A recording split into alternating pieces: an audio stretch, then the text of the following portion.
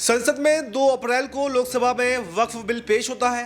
तमाम ही हंगामे के बाद में, तमाम ही बवाल के बाद में आखिरकार ये बिल पास हो ही जाता है और आज 3 अप्रैल को ये राज्यसभा में पेश किया जाएगा। अब ऐसे में तमाम सवाल ये बन रहे हैं कि लोकसभा से तो जैसे तैसे ये बिल पास हो गया।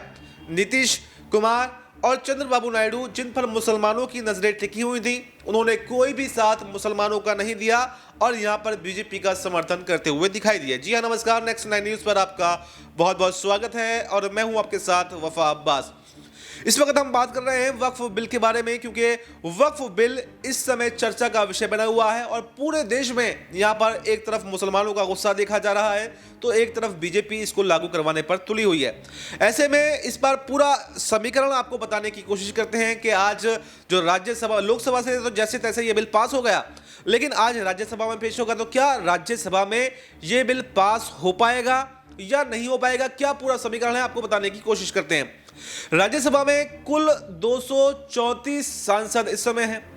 कुछ 4 सीटें जो हैं जम्मू कश्मीर की वो अभी खाली पड़ी हुई हैं। तो ऐसे में 118 सांसदों पर बहुमत है।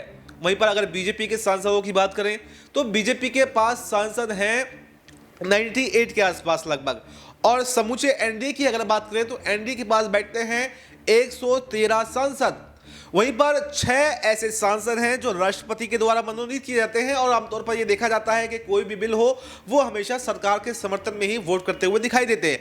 तो इस तरीके से 113 एनडीए के और 6 अगर मिल जाएं तो 119 हो जाते हैं और बहुमत कितने पर है? बहुमत 118 पर है, यानी बहुमत से एक ज्यादा वोट यहां पर बीजेपी को मिलता हुआ दिखाई दे रहा है। वहीं पर ऐसे में ये देखने वाले काफी दिलचस्प होने वाला है, क्योंकि इसमें 2 सांसद जो हैं जेडीयू के भी हैं और कुछ सांसद 5-6 सांसद जो हैं टीडीपी के भी हैं।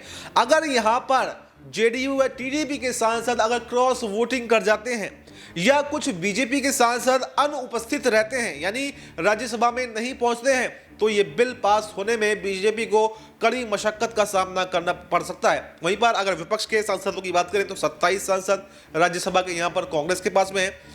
वहीं पर समूचे विपक्ष की बात करें, तमाम विपक्ष को अगर जोड़ लें तो 85 यानी 85 सांसद राज्यसभा के अंदर हैं।